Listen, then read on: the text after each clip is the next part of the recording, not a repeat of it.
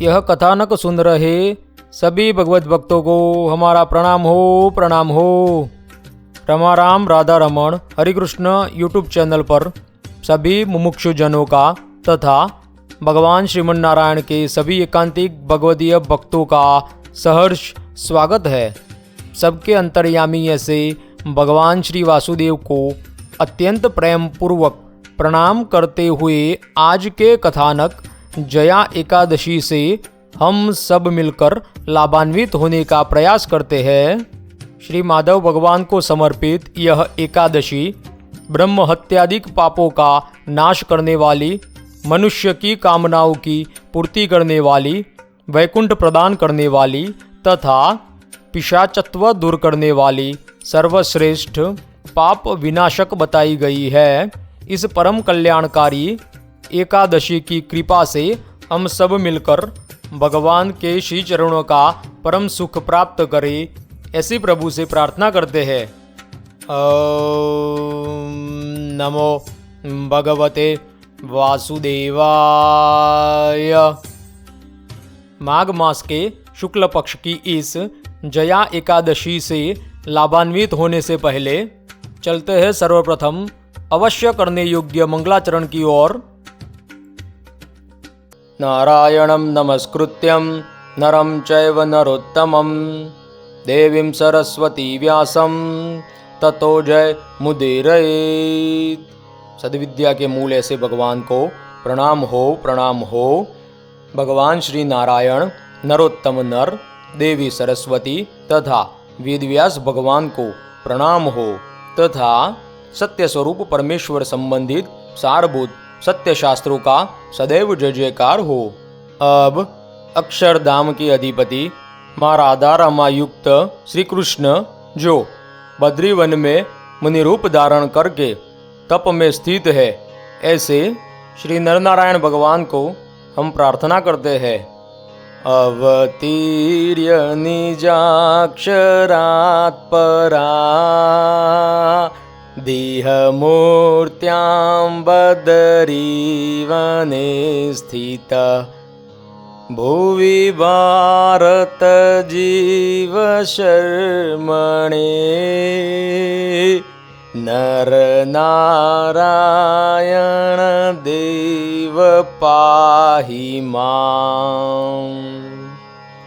अपने दिव्य अक्षर अमृत अविनाशी परम धाम से माता मूर्ति देवी से इस भूमंडल पर भरतखंड में मनुष्य रूप से अवतार धारण करने वाले भगवान बद्रीवन में दो दिव्य रूप धारण करके भारत भूमि के जीवों के हित एवं शरणागत जीव प्राणी मात्र के आत्यंतिक कल्याण हेतु निरंतर तप करने वाले तथा उसका फल सभी आश्रित जनों को प्रदान करने वाले परम ब्रह्म परमेश्वर परमात्मा पुरुषोत्तम नारायण ऐसे श्री नर नारायण भगवान, मैं आपके शरण में हूँ। आप मेरी सर्व प्रकार से रक्षा करके अपने दिव्य सनातन परम स्वरूप का अखंड सुख प्रदान करें। ओम नमो भगवते वासुदेवाय। सभी एकादशी में हम एकादशी के अधिष्ठाता भगवान तथा उनकी शक्ति का संदर्भ श्री सत्संगी जीवन ग्रंथ से देखते हैं। ठीक वैसे ही आज की इस जया एकादशी में भी देखते हैं। यह श्री सत्संगी जीवन ग्रंथ उद्धव संप्रदाय अर्थात श्री स्वामीनारायण संप्रदाय का स्वयं श्री स्वामीनारायण भगवान द्वारा मान्य किया हुआ भवसागर पार कराने वाला जहाज रूपी ग्रंथ है, जो सच्छास्त्रों के सार रूप भी है। तो अब इस श्री सत्संगी जीवन ग्रंथ के प्रकरण 3 में भगवान श्री नारायण मुनि के वचन देखते हैं। श्री नारायण मुनि कहते हैं, माघे शुक्ला जया नाम्नि कथित एकादशी तथा नित्यया सह संपूज्यो माधवस्तत्र ईश्वरः। अर्थात माघ मास के शुक्ल पक्ष की एकादशी जया नाम से कही गई है। इसके अधिष्ठाता माधव नाम से जाने जाते हैं तथा उनकी पत्नी नित्या नाम से जाने तथा आगे पुष्पेषु बकुल्यान्यर्घ्ये बीजपूरं निवेदने मंडकाश्चात्रदाने च तिलद्रोणः प्रकीर्तितः। अर्थात श्री माधव भगवान का उनकी पत्नी नित्या के साथ बकुल अर्थात बोरसली के पुष्पों से पूजा करे। अर्घ्य में बिजोरा कहा गया है तथा नैवेद्य में मंडक अर्थात मांडा यानी एक प्रकार से मीठी रोटी कही गई है तथा इस एकादशी में द्रोण भार तिल अर्थात 32 सेर तिल से भरा हुआ ताम्र पात्र कहा गया है। यहाँ जो बकुल के पुष्पों का उल्लेख है वह बकुल का उल्लेख कई प्राचीन हिंदू ग्रंथों और आयुर्वेद में भी एक चिकित्सीय वृक्ष अर्थात कि पौधे के रूप में मिलता है। इसके फूलों को भारत में बसंत के उद्भव का संकेत भी कहा जाता है। इसके पेड़ में एक प्रकार की सुखद सुगंधित आभा होती है तथा जो मंडक है तो मंडक को कई कई जगहों पर ऐसा भी कहा जाता है कि घी दूध तथा शर्करा मिलाकर इस रोटी को बनाना चाहिए।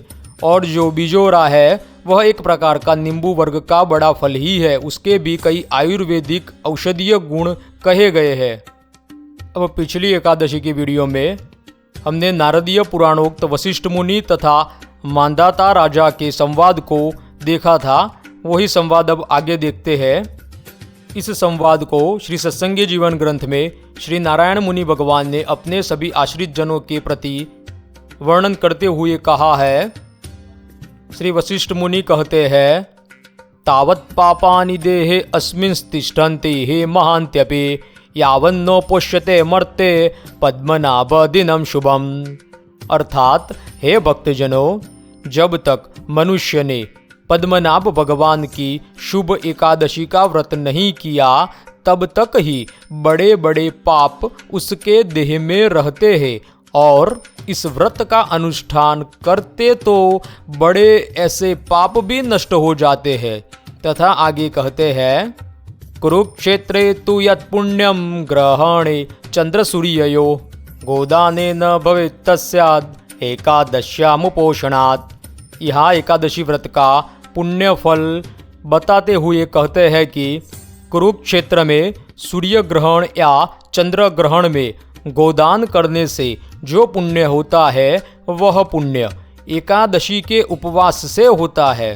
तथा आगे कहते हैं, तपस्विनो गृहे नित्यम लक्ष्यम यस्य च भुंजते 60 वर्ष सहस्राणि तस्य पुण्यम तु यद् भवेत्। अर्थात 60,000 वर्ष पर्यंत प्रतिदिन लाख तपस्वी भक्त ब्राह्मणों को भोजन कराने से जो पुण्य होता है वह पुण्य दृढ़ता पूर्वक धर्म भक्ति सहित एकादशी व्रत का अनुष्ठान करने वाले को प्राप्त होता है।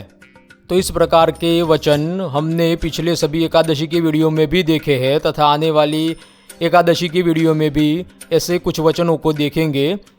अभी यहाँ पर एकादशी का महात्म्य लिया है तो साथ ही श्रीमद् भागवत महापुराण संबंधी वचन को भी देख लेते हैं।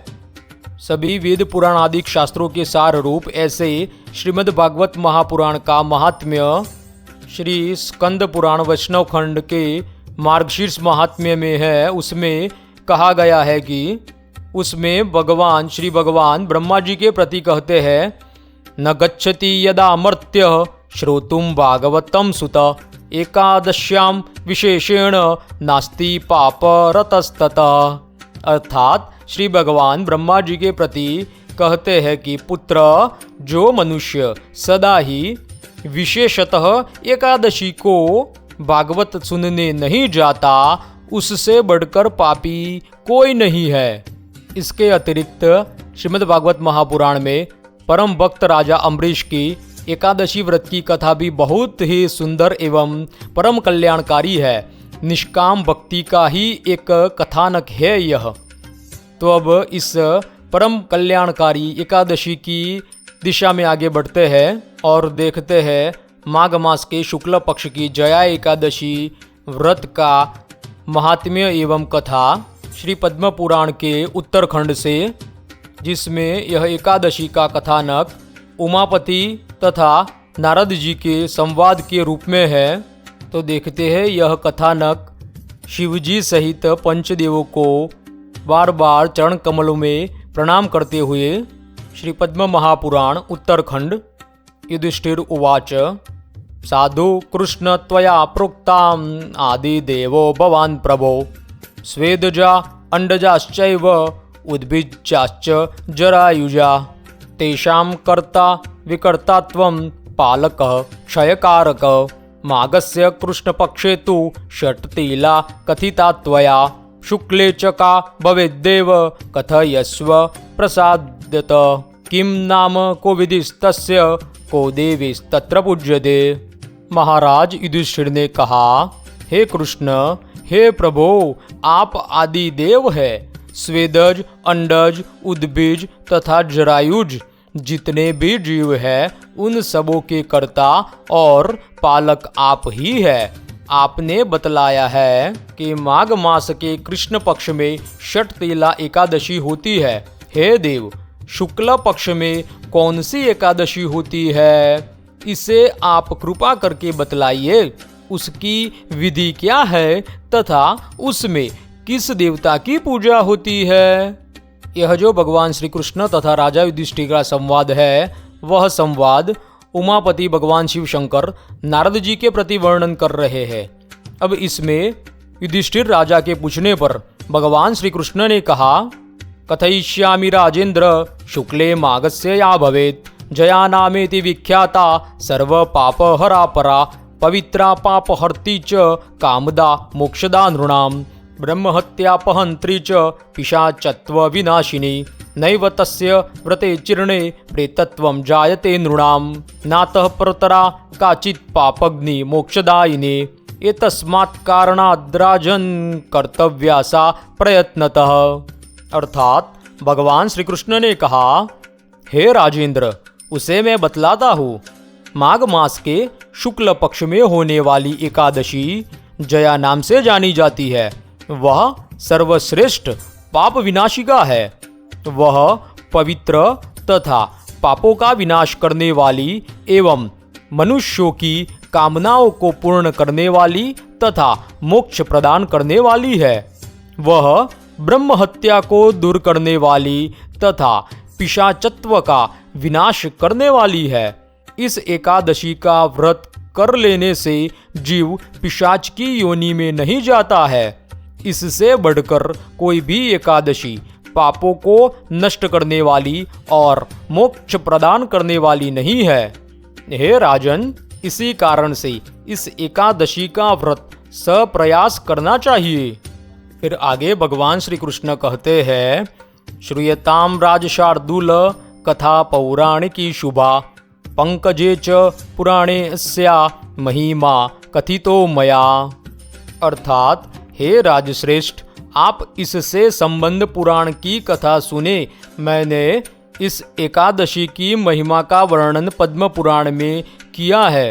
अब आगे जो कथानक है उसे ध्यानपूर्वक सुने और यथार्थ रूप में समझे, क्योंकि आगे जो वर्णन है उसमें नारी सौंदर्य का श्रृंगार रस भी वर्णन किया हुआ है और साथ ही इस सौंदर्य में डूबकर अपने कर्तव्यों एवं धर्म को भी भूल जाने पर होने वाली दुर्गति का वर्णन भी आता है तथा अंत में उस दुर्गति से सद्गति के मार्ग का जो वर्णन है उसमें यह विचार ही प्रदान है कि हम पतित हो चुके हैं तो आगे कोई भी पाप नहीं करना है। कुछ भी करके हमें इस दुखों से बाहर निकलना है। यह दृढ़ निश्चय करने पर श्रीमद् भगवद गीता में भगवान श्री कृष्ण ने जिस प्रकार कहा है, ठीक उसी शरणागति के सिद्धांत से भगवान ने इन पतितों की सद्गति भी की है। तो आगे के कथानक के सार को अच्छी तरह से आत्मसात करें। अब भगवान श्री कृष्ण राजा युधिष्ठिर के प्रति जो कथानक प्रस्तुत करते हैं उस कथानक को देखते हैं। भगवान श्री कृष्ण ने कहा, एक बार स्वर्गलोक में इंद्र राज्य कर रहे थे। वहाँ पर देवता सुखपूर्वक निवास करते थे। देवता अमृतपान करते रहते थे और अप्सराएं उनकी सेवा करती थी। वहाँ नंदनवन पारिजात वृक्ष से युक्त था और देवगण अप्सराओं के साथ रमण करते थे और वे अप्सराएं उनको रमण कराती थी। हे राजन, एक बार अपनी इच्छा के अनुसार रमण करते हुए बड़े आनंद से 50 करोड़ देवों के स्वामी इंद्र ने नायिकाओं को नृत्य कराया। तब वहाँ पर गंधर्व गीत गाते थे। पुष्पदंत नामक गंधर्व चित्रसेन, चित्रसेन की पुत्री, चित्रसेन की पत्नी मालिनी, मालिनी के गर्भ से उत्पन्न पुष्पवंती और पुष्पदंत के पुत्र माल्यवान, ये सब वहाँ पर गाते थे। पुष्पवंती के रूप पर माल्यवान अत्यंत मोहित था। फिर आगे भगवान कहते हैं, पुष्पवंती के कटाक्षों से माल्यवान उसके वश में हो गया। उसका लावण्य और रूप सौंदर्य कैसा था तो सुनिए। उसकी भुजाएं कामदेव के साक्षात कंठपाश थे। बाहुतस्याश्च कामेन कंठपाशौ कृताभिव कर्णायते तु नयने रक्तांते गुर्णिते तथा। उसकी भुजाएं कामदेव के साक्षात कंठपाश थी तथा कानों तक फैले हुए उसके दोनों नेत्र मदगुर्णित हो रहे थे। फिर आगे कहते हैं, राजन, कुंडलों के द्वारा उसके दोनों कान सुशोभित हो रहे थे। उसकी ग्रीवा शंख के समान थी तथा वह दिव्य अलंकारों से अलंकृत थी। फिर आगे कहते हैं, उसके उन्नत और पुष्ट स्तन सुवर्ण कलश के समान मनोहर थे। उस सुंदरी की कमर इतनी पतली थी कि वह मुट्ठी में आ जाए। उसके नितंब विस्तृत थे और जंगाएं भी विस्तीर्ण थी। उसके दोनों सुंदर चरणों की कांति लाल कमल के समान थी। इस तरह की पुष्पवंती पर माल्यवान अत्यंत मोहित था। इंद्र के संतोष के लिए वे दोनों नृत्य करने के लिए आए थे। वे दोनों जब गा रहे थे तो अप्सराएं उन दोनों की सेवा में थी। माल्यवान और पुष्पवंती दोनों अत्यंत कामाविष्ट थे। परस्पर में प्रेम होने के कारण दोनों व्यामोहित हो गए। चित्त ब्रह्मयुक्त होने के कारण वे दोनों शुद्ध गीत नहीं गा रहे थे। काम बाण के वश में होकर दोनों एक टक से एक दूसरे को देख रहे थे। उन दोनों को कामार्थ जानकर ताल के प्रमाण का भंग होने तथा गीत का परित्याग देखकर इंद्र ने अपना अपमान समझ लिया और उन दोनों को शाप देते हुए उन्होंने कहा, तुम दोनों को धिक्कार है। मेरी आज्ञा का भंग करने वाले मूर्ख हो। पति पत्नी के भाव से युक्त होकर तुम दोनों पिशाच हो जाओ। मर्त्यलोक में जाकर अपने कर्म का फल भोगो। इस तरह से इंद्र के द्वारा अभिशप्त होकर वे दोनों दुखी हो गए और इंद्र के शाप से मोहित होकर हिमालय पर्वत पर चले गए। वे दोनों पिशाच होकर भयंकर कष्ट भोग रहे थे। उभौ पिशाचतां प्राप्तौ दारुणं दुःखमेव च संतप्त मानसौ तत्र हिमकृच्छ गतावुभौ। अर्थात वे दोनों पिशाच होकर भयंकर कष्ट भोग रहे थे। उन दोनों का मन संतप्त था और हिम का कष्ट भोग रहे थे। वे अपने गंधर्वत्व और अप्सरत्व को भूल गए थे। वे शरीर को जला देने वाली गर्मी से पीड़ित होते थे तो कभी अपने कर्म से पीड़ित होने के कारण उन दोनों को सुख शांति नहीं मिलती थी। एक दूसरे से बात करते हुए पर्वत की गुफा में घूमते रहते थे। कभी बर्फीली ठंडी हवा से वे पीड़ित होते थे। उनका शरीर रोमांचित होता था और वे दांत पिसते रहते थे। तब पिशाच ने अपनी पत्नी पिशाची से कहा, न जाने हम दोनों ने कौन सा भयंकर पाप किया है जिसके कारण अपने पाप के कारण पिशाच हो गए हैं। अब यहाँ पर उनको जो विचार आ रहा है वही उनकी मुक्ति का कारण बन रहा है। यहाँ पर वह सोच रहे हैं कि हमने अवश्य ही कुछ भयंकर पाप किया है, इसलिए अब आगे सोचते हैं कि पिशाचत्व को दुखद तथा भयंकर नरक समझकर प्रयास करना चाहिए कि हमसे कोई पाप न हो जाए। इस तरह से चिंतित होकर वे दोनों वही दुखी होकर पड़े रहे। उन दोनों के भाग्य से माघ मास की एकादशी तिथि आई। वह जया नाम की उत्तम तिथि थी। उस दिन उन दोनों को आहार नहीं मिला। हे राजन, वे दोनों पानी भी नहीं पी पाए। उन दोनों ने किसी जीव को भी नहीं मारा और न फल खाया। पीपल वृक्ष के निकट दुखी होकर वे पड़े रहे। उसी तरह उन दोनों के पड़े रहते हुए सूर्यास्त हो गया और भयंकर प्राणहारिणी रात्रि आ गई। वे दोनों कांपते हुए पृथ्वी पर सो गए। वे दोनों एक दूसरे से अपने शरीर और भुजाओं को सटाए हुए थे, मगर वे दोनों न सोए न रति किया। उन दोनों को सुख भी नहीं मिला। हे राजवर्य, इस तरह से वे दोनों इंद्र के शाप से पीड़ित थे। इस तरह से दुखी रहते हुए रात बीत गई।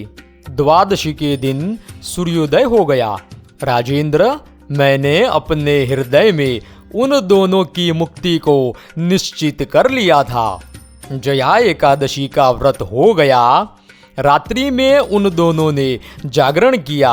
उस व्रत के प्रभाव से जो हुआ उसको आप सुने। द्वादशी तिथि के आ जाने पर तथा जया व्रत का अनुष्ठान हो जाने पर राजन, भगवान विष्णु के प्रभाव से उन दोनों का पिशाचत्व समाप्त हो गया। कहा है, तस्माद् व्रत प्रभावाच्च यथा जातम तथा शृणु।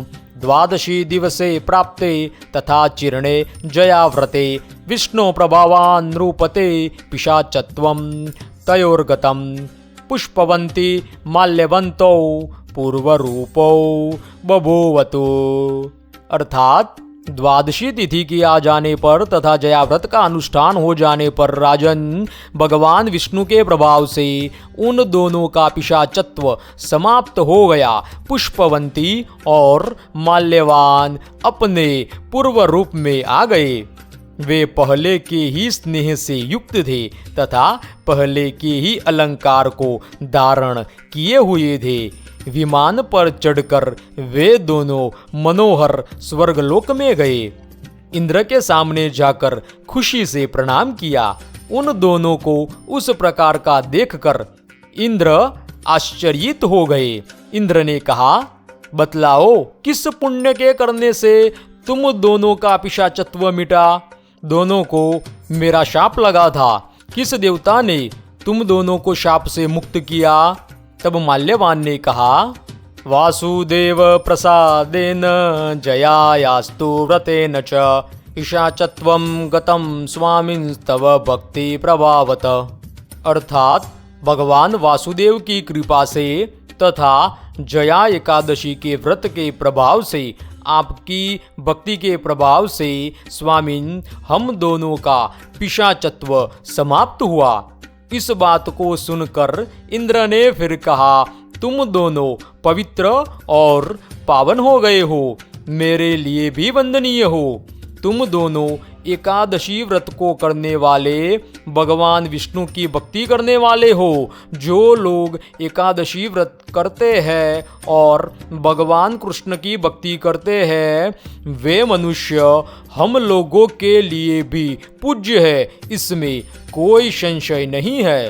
कहते हैं, हरिवासर कर्तारौ विष्णु भक्ति परायणौ हरिवासर संलीना एच कृष्ण परायणा अस्काकम अपि मर्त्यास्ते पूज्याश्चैव न संशय।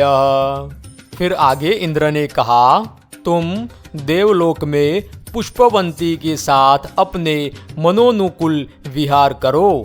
फिर आगे भगवान श्री कृष्ण कहते हैं, एतस्मात् कारणाद् राजन् कर्तव्यो हरिवासर जयातु राजशार्दूल ब्रह्महत्यापहारिणे सर्वदानानि तेनैव सर्वयज्ञा अशेषतः दत्तानि कारितश्चैव जयायास्तु व्रतं कृतं कल्पकोटिर्भवेत्ताद्वैकुण्ठे मोदते ध्रुवं पठन्नाश्रवणाद्राजन् अग्निष्टोम फलम लभेत। अर्थात भगवान श्री कृष्ण ने कहा, इसी कारण से एकादशी व्रत करना चाहिए। राजवर्य, जया एकादशी ब्रह्म हत्या को भी दूर कर देती है। जिसने जया एकादशी का व्रत करके दान दिया है, उसने सभी दानों और सभी यज्ञों को कर लिया है। वह व्यक्ति करोड़ों कल्पों तक वैकुंठ में आनंदानुभव करता है। हे राजन, इस आख्यान को पढ़ने तथा सुनने से अग्निष्टोम याग का फल मिलता है। इस प्रकार श्री पद्म महापुराण अंतर्गत उमापति भगवान शंकर तथा नारद जी के बीच जो संवाद हुआ है, उसमें भगवान श्री कृष्ण तथा युधिष्ठिर के संवाद रूप जया एकादशी व्रत की कथा एवं महात्म्य समाप्त होता है। अब आगे नारद पुराण में कहा है कि मनुष्य दोनों पक्षों की एकादशी को निराहार रहे और एकाग्र चित्त हो, नाना प्रकार के विध विध पुष्पों से शुभ एवं विचित्र मंडप बनावे, फिर शास्त्रोक्त विधि से भली भांति स्नान करके उपवास और इंद्रिय संयम पूर्वक श्रद्धा और एकाग्रता के साथ विविध प्रकार के उपचार, जप, होम, प्रदक्षिणा, स्तोत्र पाठ, दंडवत प्रणाम तथा मन को प्रिय लगने वाले जय जयकार के शब्दों से विधिवत श्री विष्णु की पूजा करे तथा रात्रि में जागरण करे। ऐसा करने से मनुष्य भगवान विष्णु के परम पद को प्राप्त होता है। नारद पुराण के इसी वचन के साथ अब आज का यह कथानक समाप्त करते हैं तथा इसमें भाषा दोष, प्रमाण दोष तथा उच्चार, अनुवाद आदि में जो भी त्रुटियां हुई हो, उसके लिए हम आप सबके क्षमा प्रार्थी है। मिलते हैं अगले वीडियो में, तब तक के लिए सबको रमा राम, राधा रमण, हरि कृष्ण हरे हरे। जय जय राम कृष्ण हरे, जय जय राम कृष्ण हरे, जय जय राम कृष्ण हरे, जय जय राम कृष्ण हरे।